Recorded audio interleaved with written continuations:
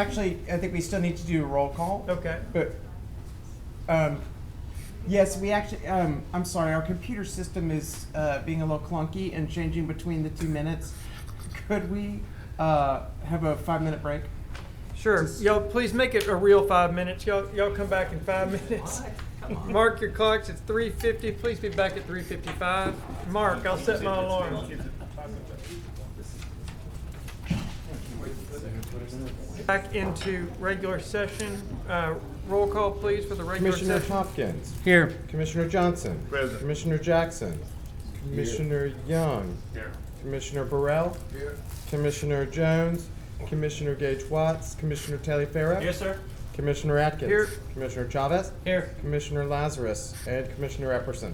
Here. All right, you have 9 of 12 members present, and that does constitute a quorum. And Mr. President, I know that you just opened the previous meeting with an invocation and pledge. Would you like to continue on?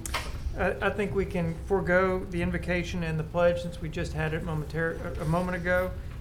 So let's Perfect. continue on with agenda additions. Thank you. Yes, I am unaware of any agenda additions proposed for today unless there are any that I'm. Does anyone have any agenda additions? Seeing none, let's Right. continue on. That brings us to citizens' comments, where citizens who wish to address the commission on any issue other than zoning are asked to fill out a comment card located in the chamber foyer and submit them here to my left, or they can be submitted prior to the meeting. Individual comments are limited to 3 minutes. I know that we received at least one public comment card, which has been submitted to the president. If anyone else would like to submit one, please do so and return it right here. Okay, so Mr. Robert Wyndham, are you available?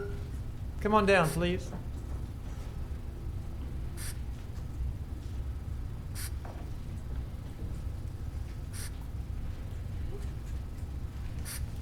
Welcome, Mr. Wyndham. Thank you. Robert Winden, 4748 Rice Road. And I'm here in support of a resolution you have today, 44 of 2012. And I'm speaking on behalf of the residents of Rice Road. And we have, for them to raise their hand, we have some of the residents here. And the reason we're in support of this resolution is because we're dealing with a similar situation right now about mobile homes. And we would just like to let you know we are in support of this. Thank you, Mr. Wyndham. Thank you. Okay. All right, that brings us to visitors, which we have a visitor scheduled today.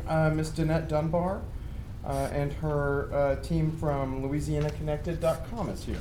Hello, Ms. Dunbar, please come up. And just for the reference point of those of you who weren't in the meeting earlier, Ms. Dunbar did present an expanded version of this presentation to the Broadband Citizens Committee and the Citizens Advisory Committee, and you should have a copy of that at your place. Ms. Dunbar, welcome.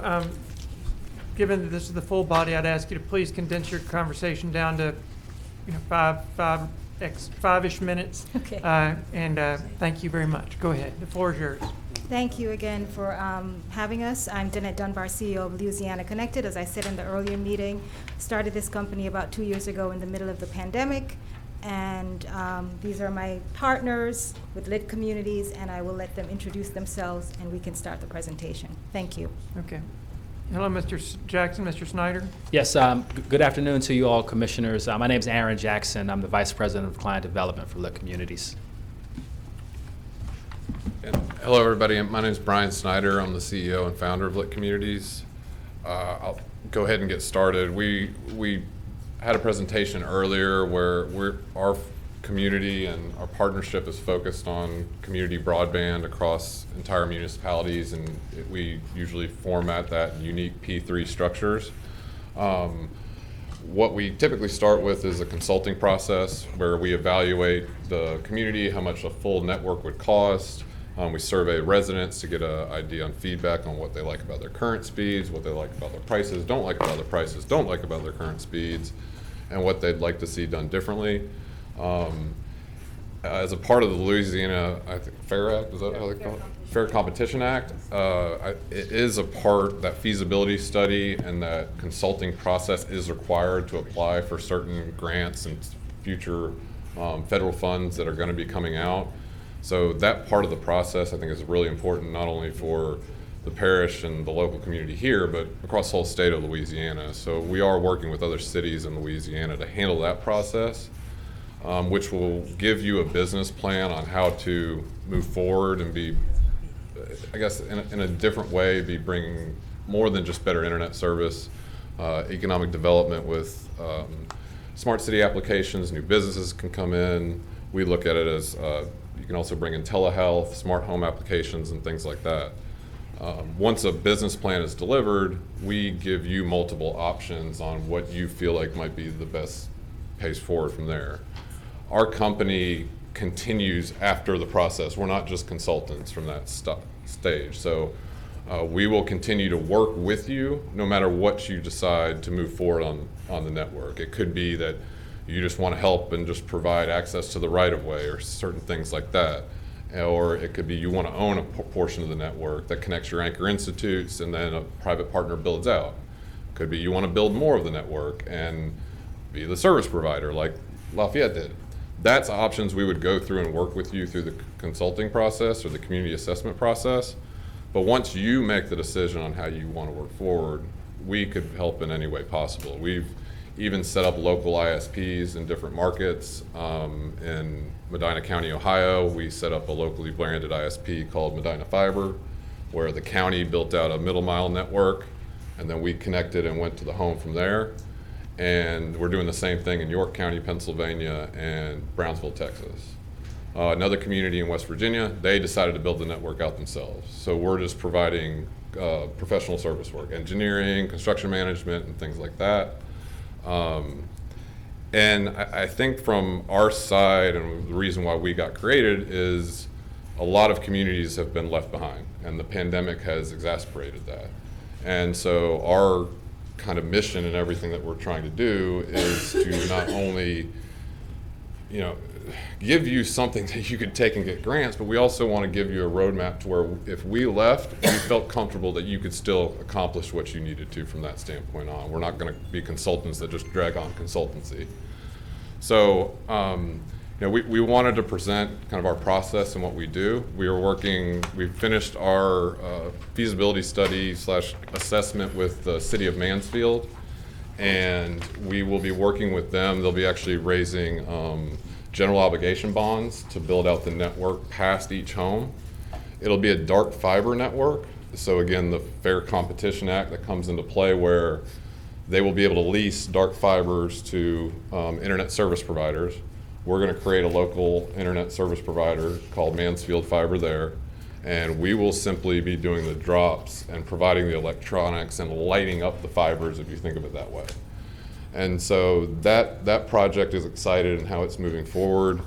We're also implementing a low-income program there, where obviously the ACP program can cover, we offer a 100-100 package for $30. So basically a low-income family can get internet for free at proper speeds to actually do online schoolwork and work from home and all that good stuff. The other part that we're doing is we have another partner, Connect Humanity, who we're working on bringing on computers to every low-income family, student, and then creating a process where we can also train them and use workforce development from the network to take them out of low-income situations. So it's not just a matter of we're giving them laptops and saying good luck. We want to create a program that actually teaches them the necessities to move into the technology age. The other part of this, though, by building the fiber infrastructure, once it's in place, a whole new workforce will get created. And a big part of that is creating local workforce training programs that are specific to fiber infrastructure build-outs. And we've done that in New Orleans, Louisiana, where Aaron was actually taught the class at Delgado Community College. I think, how many cohorts do we have in that first one, like 20? Yeah. We had 20 students in that first class. It was a 4-month training program. and now they're able to design fiber networks using GIS systems. We would want to set up that same process here if we were going through building out a network. So I know I went through that really fast because we didn't have a whole lot of time, but there's a lot of layers to what we do, and I'm happy to answer any questions that you may have. Commissioner Burrell. I don't have any particular question, Mr. Chairman. Just wanted to thank them for coming and giving a more detailed explanation of what you do. Being the chairman of the broadband committee, one of the things that had kind of puzzled me from the standpoint is how do we decide whether or not we should own our own facility or be a provider of the facility and allow someone else to manage it, or just work with the existing providers that are there and allow them to fill out their services. Those questions are still left to be answered. I think we have as you can tell, we have a very inquisitive and a very knowledgeable citizen committee, and that poses some very, very deep questions, and I feel comfortable that we're moving in the right direction, Mr. President, and I appreciate you being there, Yes, sir. too, working with us. Yes, sir. Thank you. Thank you. Seeing no one else on the board, I do have a quick question. Thank you all again for coming, and thanks for spending an hour with us earlier today. I'm just trying to figure out how the three of you all are affiliated. I mean, Ms. Dunbar, you're with Louisiana Connected. Mr. Snyder, you're with Lit Communities. And Mr. Jackson, you're with ORIC. No, I'm with Lit Communities. Oh, I've got a third one here called, Org is our law firm.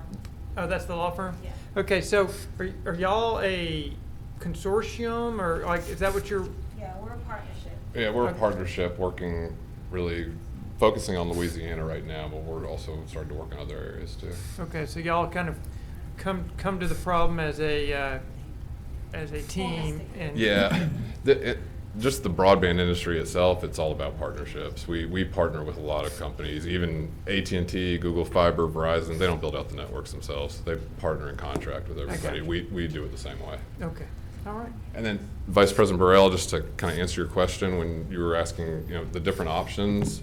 So that is part of the assessment process, to where we work with you and we talk about the incumbent analysis. We'll talk with the current providers that were here. There was one that was here earlier that we could obviously talk to as well, to where our assessment process takes about 4 to 6 months. The 6 months is the survey that's happening with the residents. So that's going in parallel to us doing all the work.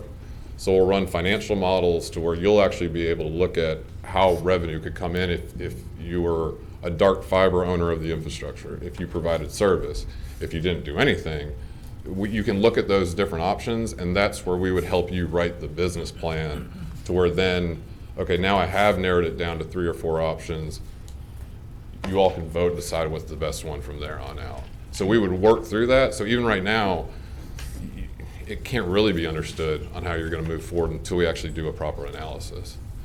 Well, I know that we're in an exciting time in terms of digital technology and broadband deployment. I think the last figures that I heard just on the deployment part of broadband is 850,000 jobs within the next 5 years. So we are looking forward to engaging. Thank you, Mr. President. Thank you, Commissioner Burrell. Seeing no one else on the board, thank you, Ms. Dunbar. Thank you, Mr. Snyder. Thank you. And thank you, Mr. Jackson. We appreciate y'all's time today. Thank y'all. Okay, Mr. Clerk. That brings us to reports, where we have the administrative report, and you also should find at your stations the most recent income statements. Okay, Dr. Wilson. Yes, sir. Good afternoon. Good afternoon, Commissioners. Hope everybody's doing well today. We have 3 items to brief. The Juvenile Detention Center currently has 23 children. 9 belong to OJJ, and we have 9 that are 17-year-olds, and we have 7 children at CCC. The COVID update is we have from September 1st to the 16th, we have 7 infection rates in our organization, and we have our outside agencies reporting 4 COVID cases with no monkeypox being reported in either case. And also, you should have at your stations the August 22 financial report for the month of August. Okay. And that concludes my briefing for the day, sir. Thank you, Dr. Wilson. Any questions for Dr. Wilson from the commissioners? Seeing none, let's carry on. Okay, that brings us to commission remarks, communiques, reports, and other items related to work session agenda. If anyone has any communiques, please get on the board. Commissioner Jackson.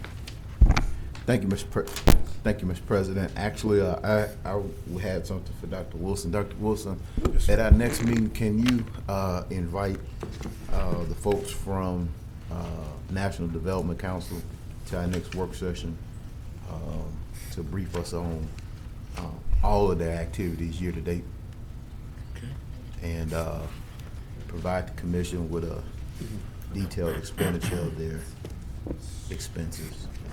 Also, we received a letter from the sheriff on something, and it said our attention was, I'm sorry. Yeah, about the public safety meeting?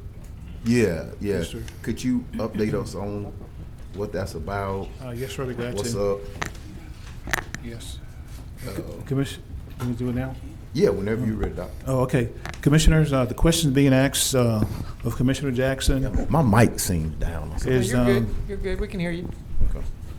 for a little synopsis on the public safety meeting that we used to have up until prior to 2019 with the sheriff. We kind of went dormant in 2020 and 2021 because of obvious COVID reasons. We used to meet quarterly over at the CCC and talk about ways to expedite the processing of non-adjudicated inmates. So the sheriff would like to re-engage in that activity because we are getting into a situation where the population is steadily growing. I think I saw something this morning about 1,400 inmates, and currently the facility has been designed for 1,070 inmates. So that's an enormous cost to have people staying there. And also in his letter that he may have sent you all as well, he indicated that there have been some inmates over there for 2 years waiting to be adjudicated. So obviously we have a problem, and we've tried various means to address the problem. Eric and I, we met with the district court leadership, and we also met with one of our Supreme Court justices as well to talk about how do we improve this situation. So the sheriff simply want to start the conversation again. Typically before, we had the president attend that meeting from the commission, and we had at that time we had a public safety committee where we had someone from that committee would attend, and also the administrator and assistant administrator and Clay Walker would go to that meeting. So he just want to start the conversation again among all the agencies, the Indigent Defender's Office, the DA, the district court, the SPD, and to talk about how can we improve the current process of getting folks out faster. I hope And that are answered you your going to question, be sir. in attendance too, Dr. Wilson? Pardon me? Are you going to be in attendance in that meeting? Yes, sir, I am. I typically go to that meeting Okay. along with the assistant administrator, and also Clay Walker goes with us too. And we talked from the juvenile perspective. And since we're the owners of the facility, we want to also be engaged in it to find out how do we lower the operating costs, because the operating costs have been creeping up over the past couple of years for that reason alone, that we have a lot more inmates in there not being adjudicated perhaps fast enough. And I'm not pointing the fingers at no one, because it's a system-wide problem, but we all need to make sure we're doing what we can to help alleviate the issue. Okay. Thank you, Dr. Wilson. Yes, And I agree, you probably shouldn't point fingers, but I think we can over Okay. here. Because when we look at the cost that's accelerating to just have people sitting over there in jail, I don't know what the issues are. I don't know the severity of the 1,400. Is there a way to get a breakdown of who's over there for stealing the honey bun versus who's over there for murdering somebody? Who's over there for rape? Is there a way to get a breakdown on what that 1,400 people are? Yes, sir. Because I hope that we don't have 1,400 murderers and 1,400 rapists and 1,400 child molesters sitting over there. I mean, I hope we as a society are in real big trouble if we do. But I'm saying those folks who are over there just because they're too poor to be able to go to court to deal with their, I took a honey bun situation, or, you know, somebody was acting out schizophrenic one day. Those are the people that I think we really need to be trying to move through the system as quickly as possible to alleviate that problem. And I think a prioritization. I don't plan to come to the meeting, but I might pop up. But I don't plan to come. But I think some level of prioritization there. I'd like to see some kind of prioritization system and some kind of breakout of who. I shouldn't say who because that may be confidential, but what types of offenders we have over. And then my last inquiry on that one is the public defender's office at that meeting as well? Yes, sir, they are. Okay. Yes, sir, they are. Okay. The DA, Okay. public defender's office, sheriff, SPD. Okay. And did I hear we you say juvenile district court? District court? District is court. the chief judge or is the administrator there, or do they just? No, actually, the chief judge, they have several judges attending Okay. that meeting. Gotcha. But usually the senior leadership from the district court attend Okay. the meeting. Gotcha. Well, and you'll report that out to us when? Yes, sir. The meeting, I think, is set for sometime, I think. I think the It's 27th I Tuesday- saw. Tuesday the 27th at Right. 12 noon. So maybe in October, you Oh, can get back to us? Oh, yes, sir. Or maybe some, Yes. if you feel it's Well, I'll try to quicker get a to send breakout us some before email. then on the type of crimes. Yeah. But certainly, we will be very pleased if we can get people through the process faster. But, you know, I spoke to the DA briefly this morning, and he has some concerns too. But anyway. But we need to- you think you can get the type of crimes that are over there, a breakdown of? Yes, sir. We'll ask for that. Yeah, because I mean, if we got Yes, sir. We'll ask if for we got that. 600 people sitting over there for taking gum out the store, Yeah. you know, Yes, let's sir. figure out how we get those folks, either sentence them or Yeah. move them on.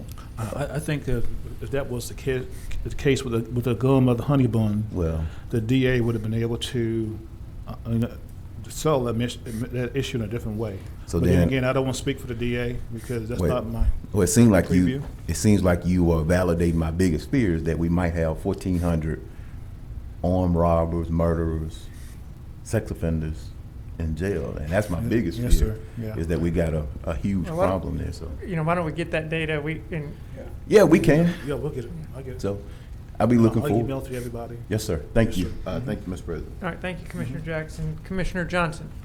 Thank you, Mr. President. We had the ARP meeting today. From that meeting, we got some information from the consultants saying that we've gotten 5 organizations eligible for funding through the process.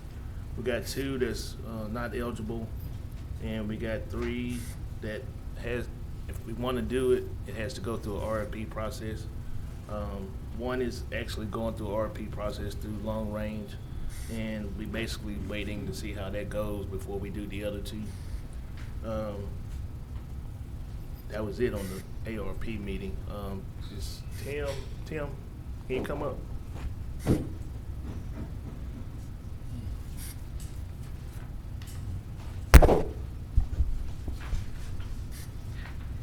We had a meeting, I guess probably about a month or 2 ago, dealing with that property that's on North Market that bags up to One North Place. Yes, sir. And I know that Ken was talking about talking to the state because of the right-of-way on North Market, about them concreting that piece of it. Have we reached out? Have they said anything? I don't know. I thought somebody else was contacting them, but we can. No, I specifically wanted, I mean, we can contact them, but Yeah. they're not. I don't. Well, I'll contact them and let you know. okay, because he mentioned that was the right-of-way coming off of Highway 1. I mean, the right of way to the east is on private property. It's not part of the state right of way. Well, the part he talked about was state right-of-way. The other part is hers. Right. And then the back part, you know, I'm also trying to get the parish to do that because it makes, to me, Are it you makes talking no about the sense. part in the middle? The part in the middle. Yeah, I can talk to David Norton. Yeah, because to me, it makes no sense to have concrete all the way to that piece. Then it's belongs to the property owner, and then the other piece belongs to the state. To me, we should own all of it and own the part that we supposed to own, and the state own the part they're supposed to own, and we get it done. I'll check with the state. Okay. All right. That was the next step that needed to be done, was checking with the state, and then we was gonna be hashing it out how the private property was gonna be transferred over to the parish. Yeah, I mean, I've told you my stance on that, so. I know, but I mean, when you look at the whole picture, it makes no sense, because as a private property owner, if she was to dam it up, then she'll be breaking there's the state law She'll be that breaking the deals law. with that, right. But that's her property. Yeah. So therefore. I mean, we can hash that out at another time. Right.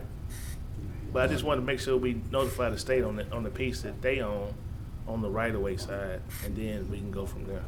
I'll talk to them. Okay, thank you. All right. That's all I had. Thank you, Commissioner Johnson. Vice President Burrell? Yes, Mr. Chairman, I just wanted to reiterate again that we're off to a fast start on our broadband initiative. 2 weeks ago, we had our statewide broadband summit that was held in Alexandria. I think we mentioned that before, attended by the governor and U.S. Senator Cassidy, among others. We've also met with AT&T, who have sort of given us an overview of where they are going as a provider, existing provider. Comcast, we met with them last week, and they also gave us an overview of what they are looking to do. And because they are one of the grantees of the Gumbo grant from the state. The recipients, yeah. A recipient. No, you're not grantees. Well, you're grantees. And also a company, what is the other company? CSC Holding. CSC Holding, which is an umbrella company. Which is an umbrella company that has several other companies under them. And as you saw today, we are starting to get people who provide consulting services, which we probably will need to possibly engage, maybe not. We are looking at that. We have a good, strong broadband committee, citizen broadband committee that's very knowledgeable. I'm very impressed with them. So I think we're on to moving on to a good position on that.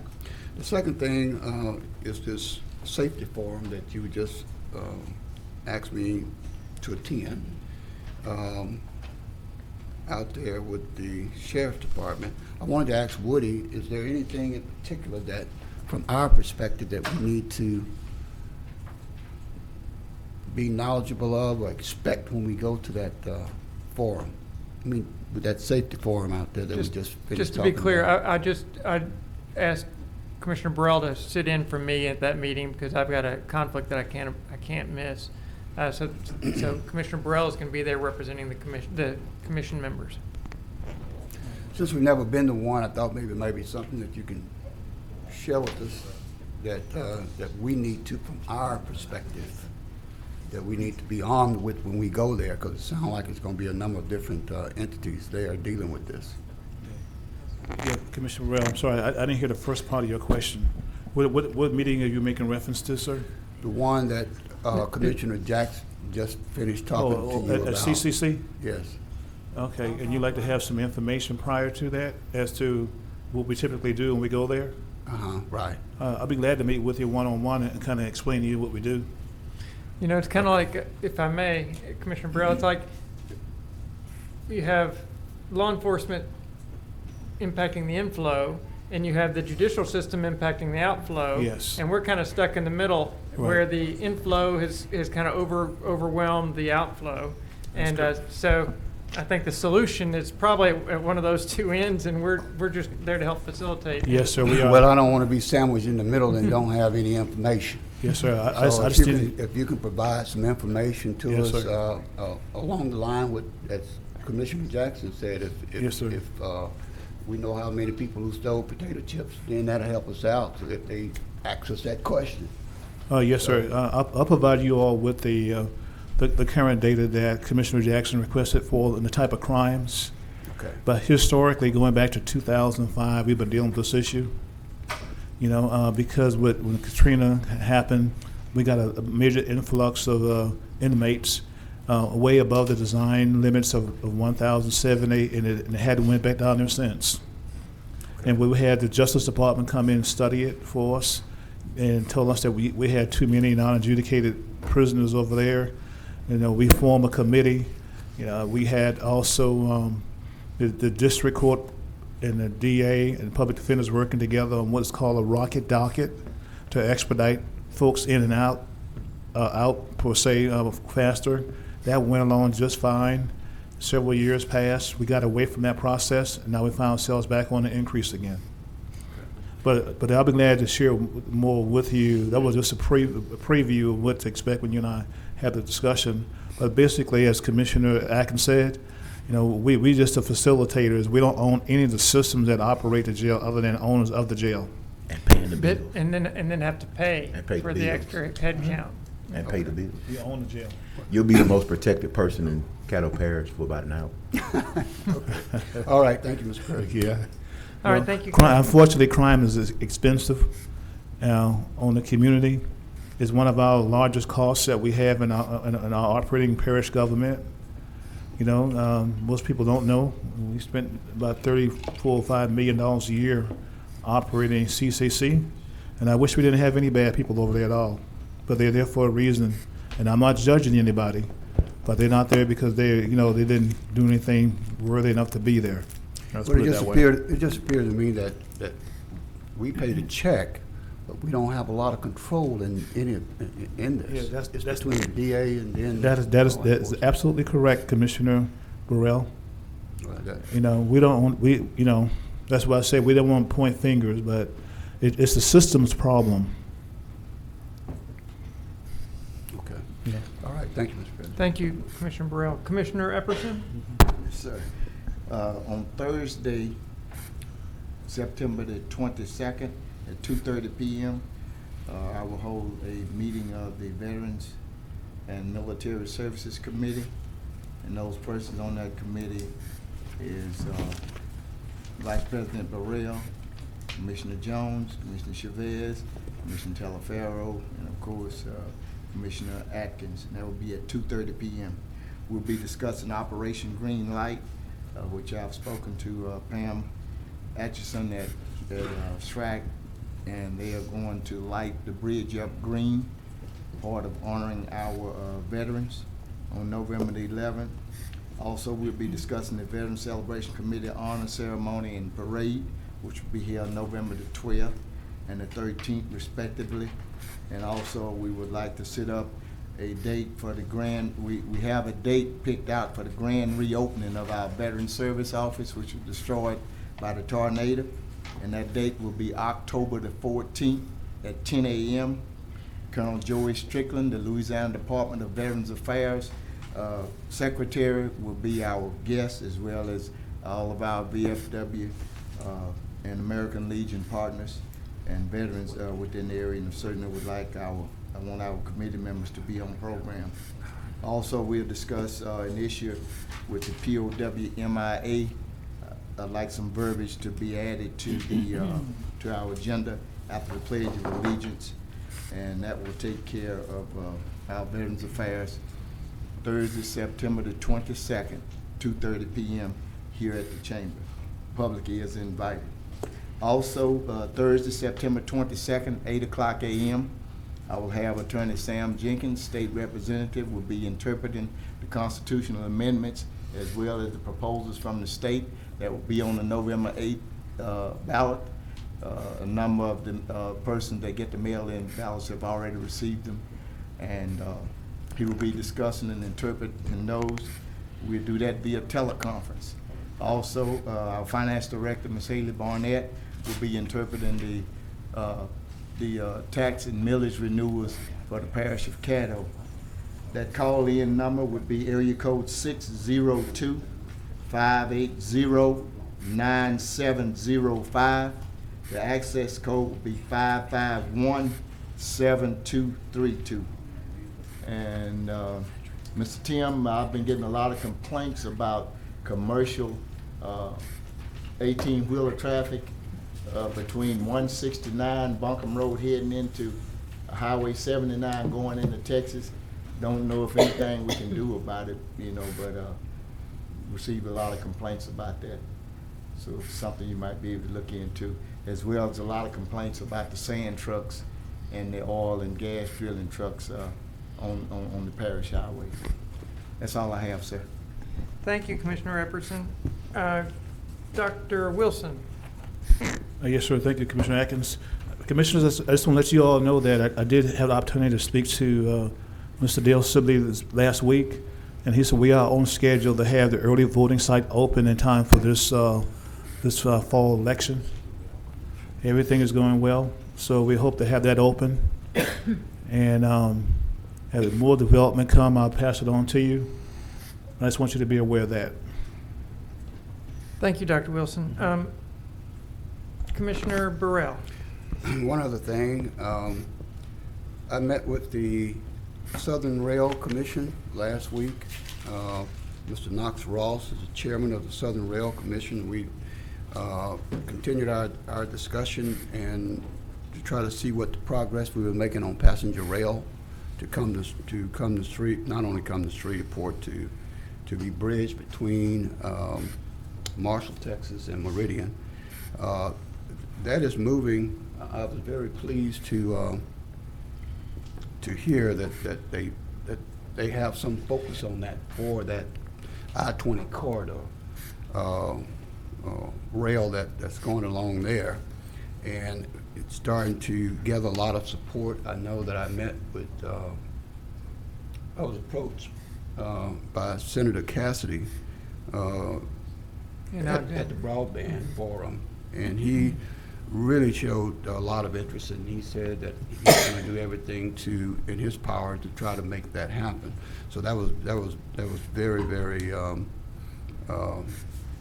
interesting that he would do that and bring his focus and have some focus on that issue. As you know, Canadian Pacific is supposed to be merging with Kansas City Southern Railroad, which has given us a real headache on passenger rail. But Canadian Pacific is very friendly toward passenger rail. So they've also sent letters out and asked local officials to speak on behalf of the merger. So hopefully I'll have an opportunity to do that too. Jeff, are we going to get that letter?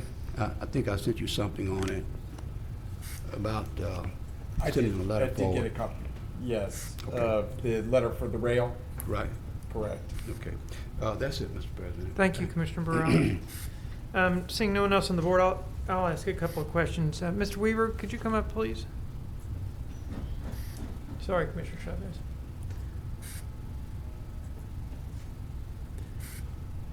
I don't know if this really involves us so much or not, but as I watch the Brookshires get closer and closer to completion, with little change occurring in that intersection of Southern Loop and North Ferry, I know I guess there's three of those, three sides of that intersection are city and one is parish, I believe. Oh, that's correct. Do we need to be doing anything to? I mean, I saw your email traffic to the city, and so I wasn't really aware if there was anything on our end that we were committed to, or. Yeah, I don't know that the parish per se is committed to anything, but I guess we're just kind of involved through our. I mean, did the city answer your emails, or? They basically said that they were waiting on Brookshire's engineers to kind of push the process forward, and if it's appropriate that the private sector push those issues, then I'm fine. But I just don't know if there's something we as a community, either as a city or parish need to be doing. And we can talk offline. I just wanted to raise that. Yeah, I saw your email traffic. We can talk offline on that. Okay. Thank you. Oh, one other issue. I was going to jump in with Commissioner Johnson a little while ago. I think we talked about this a week or two ago, but did I see like the framework of the interstate, welcome to Caddo interstate signs on the side of the road? I mean, that's actually Kevin's, but I speak for him. We're still waiting on some material on that, some Okay. raw material come in, but. So I'm not imagining, I did see the framework, but we're You waiting did. for the final stuff? Yeah. Okay, thank you. That's Wrong fine. cold Thank you. material Waiting came on in. the stone to come in. Some stone? It's my Yeah, understanding. they sent the wrong color. Ah, Yeah, right. That's right. All right, Commissioner Chavez. Thank you, President. Dr. Wilson, I had a lot of calls over the weekend about ballots going to in the parish and wrong districts. And I know I requested for the registrar to come down. Jeff, did he send a letter? He did. Okay. I received a letter. Would you like me to read that for the record? You want to do that now, President? How long is it? Or I can just share it to the commissioners, and if y'all have additional questions on Thursday, we can. Why don't you just share it to all the commissioners, if Will that's all right do. with you, Commissioner Chavez? Sure. Dr. Wilson, Is it ballots? we had a lot of phone calls that mail-in ballots were going out to the parish for city elections in the wrong districts. Like in my district, they went to the wrong district. So I had a lot of citizens in District 10 that were reaching out. Okay. So I asked Jeff to get with Dale registrar? and to Yes. come down here, and he said he'd rather draft a letter and send it to us in regards to what happened. I don't know what happened. Okay. Well, that's- Okay, well, I guess I believe I've seen a letter that may have recently arrived in my inbox right before I came here. Commissioner Burrell, are you done, Commissioner Chavez? Yes, sir. Thank you, President. Commissioner Burrell? There's one other thing that was brought to my attention as it relates to voting. It's my understanding that either the city did not get their districts approved before they sent out the absentee ballots, and that there's a possibility that the absentee ballots that has come out may have to be reset. Has anyone heard? I think this may all that? be part of the same issue, and I can't speak to it intelligently, but hopefully the letter that's being sent out will address those issues. So it's the same issue? I think so. Okay. All right, thank you, Mr. President. All right, seeing no one else on the board, I have no president's report. We can continue on to old business. Okay, we've got no old business scheduled today, though. I do want to, at this point, draw your attention to an item that's on the consent agenda. Y'all did postpone an item after introducing and doing a public hearing for an ordinance about 6 months ago. Y'all postponed it for 6 months, so you'll see it on this consent agenda. Being that it's been delayed for so long, it would find itself on your agenda next time, but it needs another public hearing, and we have not advertised for that. So I just want to call that to your attention. It's unusual that you would postpone something for that length of time after having already done, an introduction and public hearing for it. So there's certainly precedent for it, and, we can answer any questions you may have.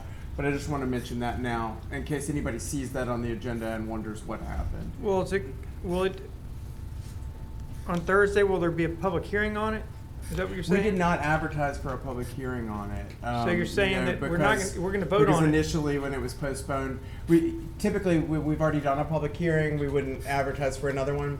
Okay. So it just, because it was postponed so long, it was an error of 6 months passing, and we forgot to advertise that. But we did put it, we did have it on the agenda. So it would need to be, if you want, the soonest you would need to be able to postpone it in order to act on it would be the next regular session, so that we could advertise that. Now that's over and above whatever y'all's discussion is on how y'all want to handle it. But in terms of meeting our legal obligation for advertising, we would need to postpone it one more session. Okay. So that is old business, though not an old business item, just an update. And that brings us to new business, where the first item is 11.1, authorizing the introduction of ordinance number 6259 of 2022. That's an ordinance amending the budget of estimated revenues and expenditures for the Riverboat Fund and the Oil and Gas Fund to provide an additional appropriation for the Safe Summer Program and to otherwise provide with respect thereto from Commissioner Jackson. Move to advance to Thursday. Second. We have a motion from Commissioner Jackson to advance till till Thursday with a second by Commissioner Hopkins.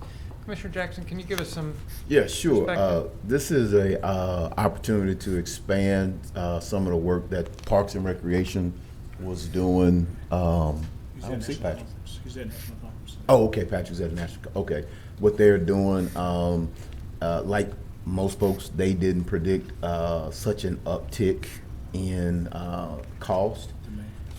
I did ask them to internally put some caps on it, and so we want to make sure that we contain cost, but we do want to give them an opportunity to be able to meet some of their remaining commitments for the year. And again, as we saw, and I promise this was not last meeting wasn't a precursor to this. I dropped the ball and forgot to introduce it last time, but I think we saw the results. I think it speaks for itself. The national recognition speaks for itself, and it's an opportunity for them to continue what they're doing through the end of the year. And again, keeping that cost in mind, but they experienced some increase in costs. And also, when we first did this, there was some rollover from previous years, particularly from 2020, when we didn't have COVID. And so I think, they're just seeing a demand on that program. They know that they have to keep it within budget. And so, they It's had some runover. 15,000, right? Yes. Up to 15,000. Yeah, I just put 15,000. So I did put that they would have to stay within that 15,000. Okay. So they can't go over that 15,000. So, and again, in previous years, we've had remaining balances left over that we could roll over to it, and we would just roll that in. And I think that didn't happen this year. So, Okay. thank you. Commissioner. Thank you, Mr. President. Thank you, Commissioner Jackson. All right. We have a motion for Commissioner Jackson, a second from Commissioner Hopkins. Seeing no one else on the board, let's vote.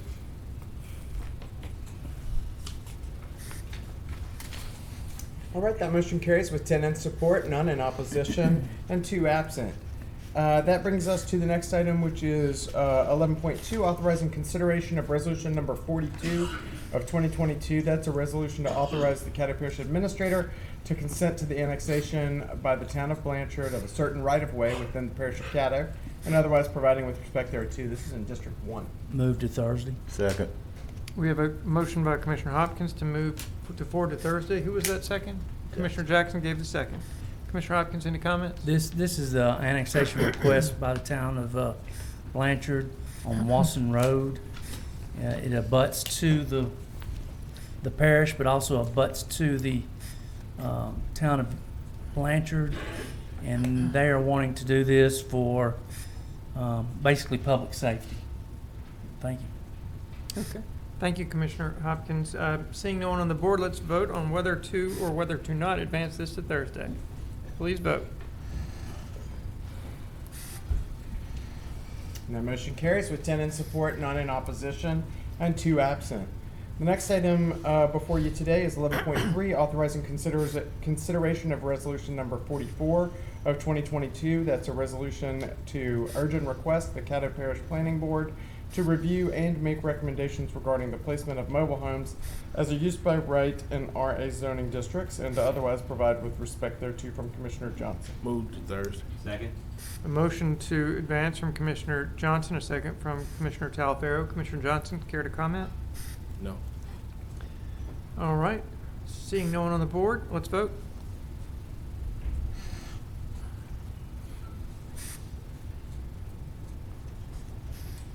All right, that motion carries with 9 in support, 1 in opposition, and 2 absent.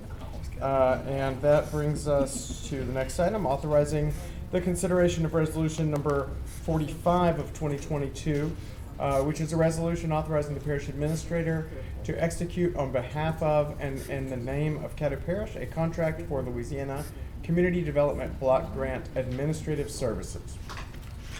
Move to Thursday. Motion from Commissioner Hopkins, a second from Commissioner Jones to move to Thursday. Commissioner Hopkins, any comments? This is something we have to do every other year or so.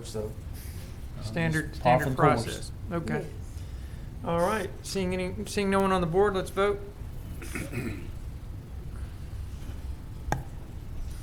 All right, that motion carries with 10 in support, none in opposition. and 2 absent. And that brings us to 11.5, authorizing consideration of the appointment of Constance Green to the Parish Planning Board from Commissioner Epperson. Move to advance for Thursday. Second. We have a motion from Commissioner Epperson, a second from Commissioner Burrell to advance to Thursday. Any comments, Commissioner Epperson? Yes, we have Miss Green's resume for your perusal, as well as I think she came down last Thursday, and she'll be here upon this Thursday. If you would like to hear from her. She's Okay. willing to serve. Thank you, Commissioner Epperson. All right, seeing no one on the board, let's vote.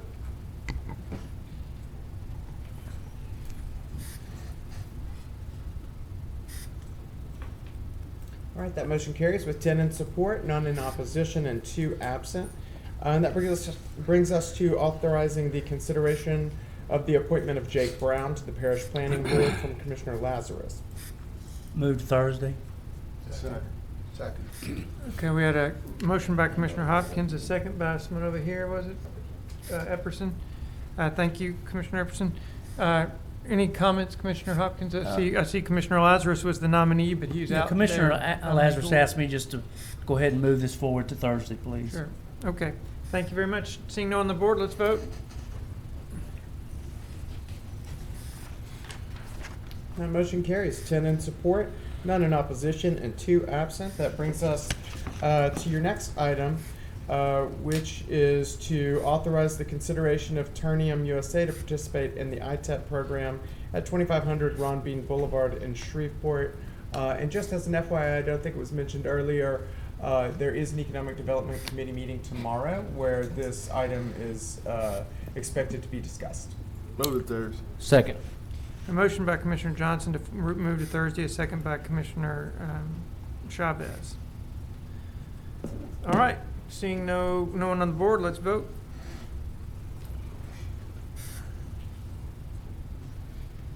And that motion carries with 9 in support, 1 in opposition. Jeff, that should have been a yes. Got it. Got it. No problem. Okay, so let the record reflect that motion carries with 10 in support, none in opposition, and 2 absent. That brings us to the next item on your agenda, where the commission will need to convene into an executive session. This is regarding litigation from the Louisiana Gaming Control Board and Louisiana Racing Commission versus Lafourche Parish and Caddo Parish. This is suit number 722-256. Move to go in executive session with the parish administrator, assistant administrator, parish attorney, assistant attorney, and 2 clerks. Second. We have And a the body motion. of the commission. We have a motion from Commissioner Johnson to go into executive session, including the executive director of the parish, the attorney of the parish, the finance director of the parish. Well, I didn't say all of them. I didn't say the finance director. I Did said you not? the parish administrator, the assistant administrator, the parish attorney, the assistant attorney, the body, and the 2 clerks. Okay. Instead of me trying to repeat all that, I will yield to Commissioner Johnson's motion. And I'd like to ask everybody else to please step out of the... I mean, this hadn't passed yet. Right, we need to vote on it first. All right. Did we have a second? Yeah, I was second. Okay, Todd was the second. All right, let's vote, please. Commissioner Burrell? Commissioner Burrell?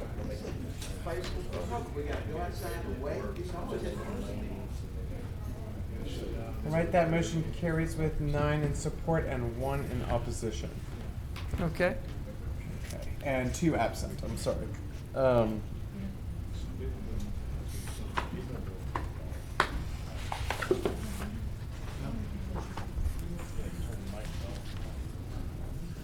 Yeah, at this point, one sec. Screaming off.